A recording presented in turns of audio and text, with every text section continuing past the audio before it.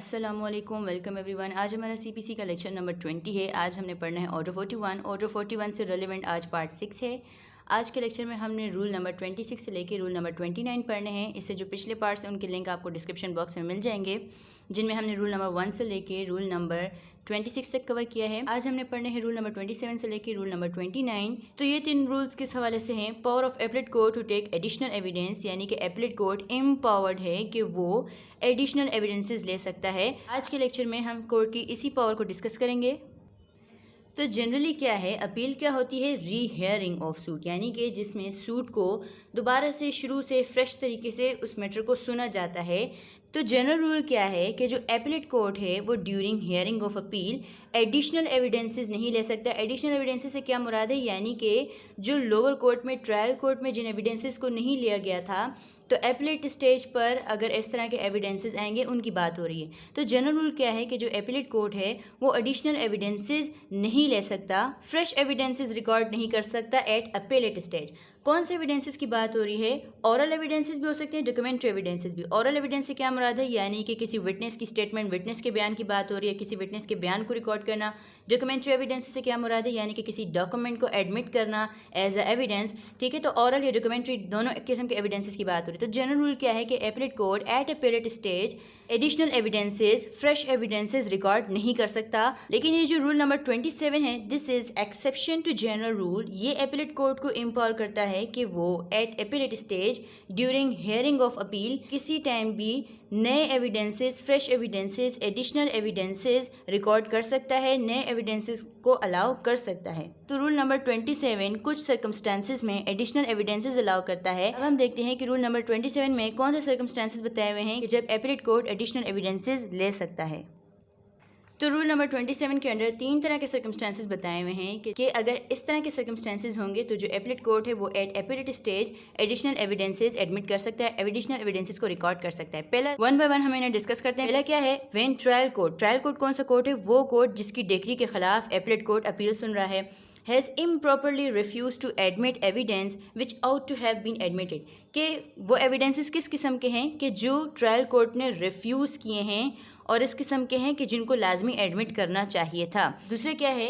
Appellate court require such evidence and can not pronounce judgment without such evidence. कि appellate court को इन additional evidences की ज़रूरत है और इन एविडेंसेस के बगैर जो एपलेट कोर्ट है वो जजमेंट प्रोनाउंस नहीं कर सकता।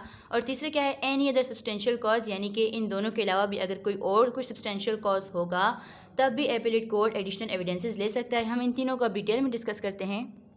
तो पहला ग्राउंड क्या है? Refusal to admit evidence. कि जो लोअर कोर्ट था, ट्रायल कोर्ट था, उसने किसी एविडेंस को अगर इम्प्रॉपरली रिजेक्ट किया है, उस एविडेंस को लेने से रिफ्यूज़ किया है, उस एविडेंस को एडमिट करने से रिफ्यूज़ किया है और वो एविडेंस इस किस्म का है कि उसे लाजमी एडमिट करना चाहिए था, तो एट एपेलेट स्टेज जो एपेलेट कोर्ट है वो उस एविडेंस को एडमिट कर सकता है, उस एविडेंस को अलाउ कर सकता है। लेकिन अगर लोअर कोर्ट ने, ट्रायल कोर्ट ने किसी डॉक्यूमेंट को प्रॉपरली रिजेक्ट किया है, यानी कि वो जो रिजेक्शन है वो जस्टिफाइड बाय लॉ है, तब ये रूल एप्लीकेबल नहीं होता, तब उसे एट एपलेट स्टेज नहीं लिया जा सकता। रूल नंबर 27 एपलेट कोर्ट को एम्पावर करता है कि अगर किसी एविडेंस को लोअर कोर्ट ने इम्प्रॉपरली रिजेक्ट किया होगा तो at appellate stage appellate court उस एविडेंस को अलाउ कर सकता है, उस एविडेंस को रिकॉर्ड कर सकता है। फिर इसके बाद दूसरा ग्राउंड क्या है? Appellate court require evidence in order to pronounce judgment. कि एपलेट कोर्ट को वो एविडेंस चाहिए, रिक्वायरमेंट है एपलेट कोर्ट की, किस पर्पज़ के लिए? In order to pronounce judgment, ताकि जो एपलेट कोर्ट है वो जजमेंट प्रोनाउंस कर सके, यानी उस अपील को डिस्पोज ऑफ कर सके, उस मैटर को डिस्पोज ऑफ कर सके। तो अगर एपलेट कोर्ट को लगता है कि किसी डॉक्यूमेंट को प्रोड्यूस करवाना ज़रूरी है या फिर किसी विटनेस को एग्जामिन करवाना ज़रूरी है, ये दोनों ही चीज़ें एविडेंस के अंदर इंक्लूडेड हैं, क्योंकि अभी शुरू में ही बता दिया है कि एविडेंस में ऑरल और डॉक्यूमेंट्री एविडेंस दोनों इंक्लूडेड हैं। ठीक है, तो अगर एपलेट कोर्ट को लगता है कि किसी डॉक्यूमेंट या किसी विटनेस की ज़रूरत है, किस पर्पज़ के लिए? ताकि जो एपलेट कोर्ट है वो जजमेंट को प्रोनाउंस कर सके, तब एपलेट कोर्ट एम्पावर्ड है अंडर रूल 27 के वो एडिशनल एविडेंसेस ले सकता है। अब यहीं पर एक और चीज़ समझ लें कि ये जो रिक्वायरमेंट है ये किसकी होनी चाहिए? एपलेट कोर्ट की, किसी पार्टी की नहीं। यानी कि इस तरह नहीं है कि जो एपिलेंट या रिस्पोंडेंट हैं उनमें से किसी की ज़रूरत है, उनमें से कोई चाहता है कि वो अपने केस, अपने स्टैंस के सपोर्ट में, अपने केस के सपोर्ट में कोई एडिशनल एविडेंस दे, तो यहाँ पर उसकी बात नहीं हो रही, उनकी रिक्वायरमेंट की बात नहीं हो रही। इस तरह नहीं है कि वो जो पार्टीज़ हैं केस के अंदर लोअर कोर्ट में उन्होंने किसी एविडेंस को पेश नहीं किया और एट एपीलेट स्टेज वो उस डॉक्यूमेंट को पेश करती हैं क्योंकि वो उनके केस को सपोर्ट करता है, तो उसकी बात नहीं हो रही। किसकी बात हो रही है? ऐसे एविडेंस की बात हो रही है जो कि एपीलेट कोर्ट को खुद चाहिए। किस पर्पज़ के लिए चाहिए? ताकि जो एपीलेट कोर्ट है वो एक जस्ट डिसीजन दे सके, ताकि एपीलेट कोर्ट जजमेंट को प्रोनाउंस कर सके। ठीक है, तो रूल नंबर 27 क्या कहता है कि अगर एपीलेट कोर्ट को जजमेंट प्रोनाउंस करने के लिए अगर किसी एविडेंस को एग्जामिन करना ज़रूरी है तो at appellate stage appellate court उस एविडेंस को अलाउ कर सकता है, एडिशनल एविडेंस ले सकता है। फिर तीसरा ग्राउंड क्या दिया? एक जनरल ग्राउंड दिया है कि किसी और सब्सटेंशियल कॉज की वजह से, अगर कोई और सब्सटेंशियल कॉज होगा तब भी एपीलेट कोर्ट एडिशनल एविडेंस ले सकते हैं। लेकिन अगेन ये रिक्वायरमेंट भी किस तरह है, ये सब्सटेंशियल कॉज भी किस तरह होने चाहिए कि एपीलेट कोर्ट को रिक्वायरमेंट खुद के लिए है ताकि एपीलेट कोर्ट उस मैटर का जस्ट डिसीजन दे सके, ताकि एपीलेट कोर्ट उस मैटर को डिसाइड कर सके। तो ऊपर जो दो ग्राउंड्स हैं उनके अलावा भी कोर्ट एम्पावर्ड है अंडर रूल 27 कि वो एडिशनल एविडेंस ले सकते हैं अगर कोई और सब्सटेंशियल कॉज होगा। लेकिन ये जो सब्सटेंशियल कॉज है ये भी उसी तरह होना चाहिए जैसे कि ऊपर के दो ग्राउंड्स हैं। ठीक है, फॉर एग्जांपल अगर कोई पार्टी इस ग्राउंड को लेती है कि उसे जो है लीगल एडवाइस यानी कि उसके एडवोकेट की तरफ से एडवाइस ठीक नहीं मिली थी, वहाँ पर कोई मिस्टेक थी या इग्नोरेंस ऑफ लॉ जैसी कोई बात होती है, इससे से कोई ग्राउंड होता है, तो ये सब्सटेंशियल कॉज के अंदर नहीं आते। क्या क्या सब्सटेंशियल कॉज के अंदर आ सकता है? फॉर एग्जांपल अगर किसी मैटर के अंदर किसी ऑफिशियल विटनेस की स्टेटमेंट रिकॉर्ड करनी ज़रूरी थी, लेकिन जो लोअर कोर्ट है उसने ऑफिशियल विटनेस को समन नहीं किया, उसे नहीं बुलाया, उसकी स्टेटमेंट रिकॉर्ड नहीं की। ठीक है, तो ये क्या है? एक सब्सटेंशियल कॉज है। इसी तरह अगर लोअर कोर्ट का जो मैटर है उसमें फर्दर इंक्वायरी होनी थी, वो नहीं की, तो ये भी सब्सटेंशियल कॉज है। इसके अलावा सब्सटेंशियल कॉज क्या है कि एट एपीलेट स्टेज ऐसे डॉक्यूमेंट को पेश करना which was not with in the knowledge of the party, कि वो पार्टी जो उस डॉक्यूमेंट को प्रेजेंट कर रही है ड्यूरिंग द ट्रायल वो डॉक्यूमेंट्स उसके नॉलेज में नहीं थे। तो ये सारे क्या हैं? सब्सटेंशियल कॉजेज़ हैं। ठीक है, तो under rule 27 court is empowered कि वो एडिशनल एविडेंसेस ले सकता है।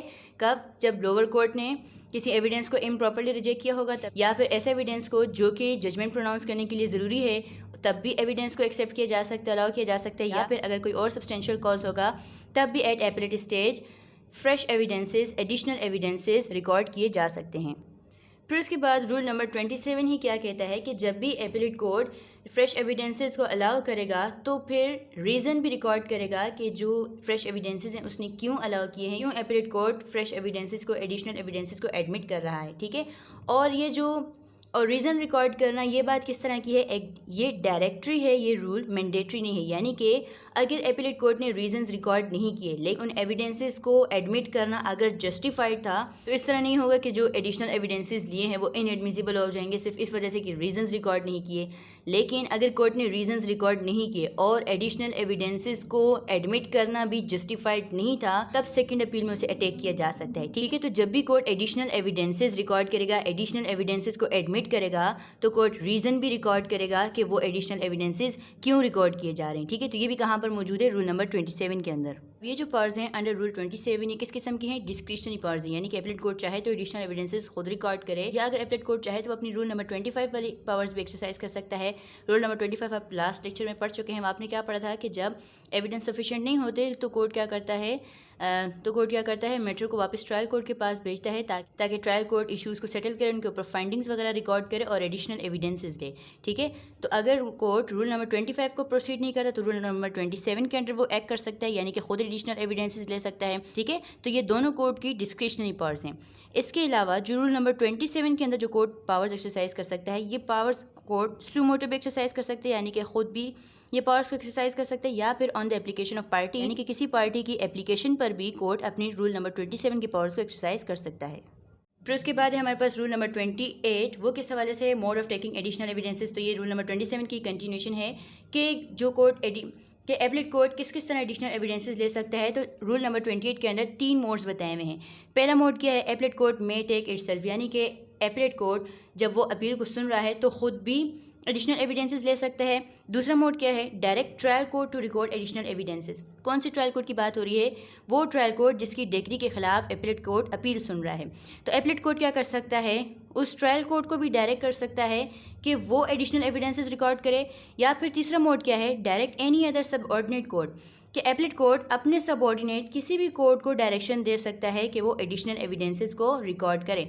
अब जब कोर्ट डायरेक्ट करेगा, यानी कि अपने अलावा ट्रायल कोर्ट में, लोअर कोर्ट में अगर मैटर को भेजेगा या फिर किसी और सबऑर्डिनेट कोर्ट के अंदर भेजेगा एडिशनल एविडेंसेस को रिकॉर्ड करने के लिए, तो अपील जो है वो अपनी जगह पर पेंडिंग रहेगी। ठीक है, तो क्या होगा, जब ये एडिशनल एविडेंसेस को रिकॉर्ड कर लेंगे तो फिर इस मैटर को ये वापस भेजेंगे कहाँ पर, एपीलेट कोर्ट के पास, और फिर एपीलेट कोर्ट क्या करेगा, उस मैटर के साथ प्रोसीड करेगा। ठीक है, तो रूल नंबर 28 क्या कहता है कि एपीलेट कोर्ट खुद भी एविडेंसेस रिकॉर्ड कर सकता है, एडिशनल एविडेंसेस, या फिर उस कोर्ट से भी रिकॉर्ड करवा सकता है जिसकी डिग्री के खिलाफ वो अपील सुन रहा है, या फिर अपने किसी भी सबऑर्डिनेट कोर्ट से एडिशनल एविडेंसेस रिकॉर्ड करवा सकता है। फिर उसके बाद रूल नंबर 29 है वो किस हवाले से, points to be defined and recorded. ये किस हवाले से है कि जब रूल नंबर 28 के अंडर कोर्ट, अगर एपीलेट कोर्ट खुद एडिशनल एविडेंसेस रिकॉर्ड नहीं करता और अपने किसी सबऑर्डिनेट कोर्ट से या उसी ट्रायल कोर्ट से जिसके खिलाफ वो अपील सुन रहा है उनसे एडिशनल एविडेंसेस रिकॉर्ड करवाता है, तो रूल नंबर 29 क्या कहता है, ये क्या कहता है कि जब एपीलेट कोर्ट मैटर को लोअर कोर्ट के पास भेजेगा एडिशनल एविडेंसेस रिकॉर्ड करने के लिए, तो appellate court shall specify the points to which the evidence is to be confined, यानी कि एपीलेट कोर्ट उन पॉइंट्स को स्पेसिफाई करेगा जिनसे उन एडिशनल एविडेंसेस का ताल्लुक है। और इसके अलावा क्या करेगा, जो एपीलेट कोर्ट है जो उसकी अपनी प्रोसीडिंग्स हैं अपील के हवाले से, उनमें भी वो उन पॉइंट्स को रिकॉर्ड करेगा। होप सो यहाँ तक आपको तीनों रूल समझ में आ गए होंगे, power of appellate court regarding additional evidences. Thank you so much for watching.